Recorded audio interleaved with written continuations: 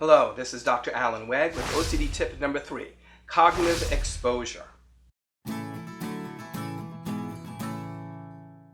So there's a very common mistake that many therapists make when instructing their clients in how to engage in exposure therapy.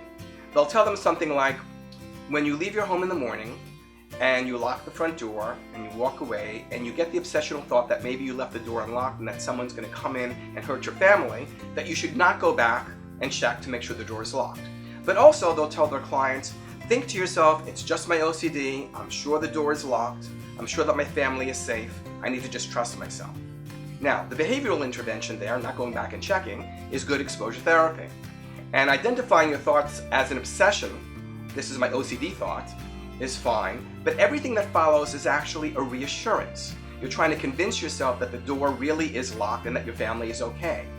This is not okay, because in OCD exposure, you do not want to neutralize the anxiety that's created by the exposure experience. Proper exposure therapy requires not only that you challenge your OCD fears behaviorally, by, in this case, not going back and checking, but that you also challenge your OCD fears cognitively by thinking the very worst things on purpose.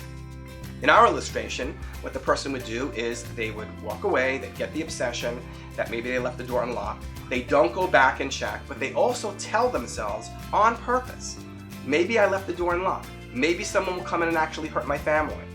And the OCD person will repeat this over and over again on purpose, as long as they have the worry that maybe in fact that's what's happening, or that might happen. In this way, a person is challenging their OCD fears by doing the things that they're really afraid to do and that triggers their anxiety, or not doing the things that they're afraid to not do, in this case going back and checking. But you're also engaged in cognitive exposure because you're thinking the very things that you're afraid to think and which also trigger your OCD anxiety.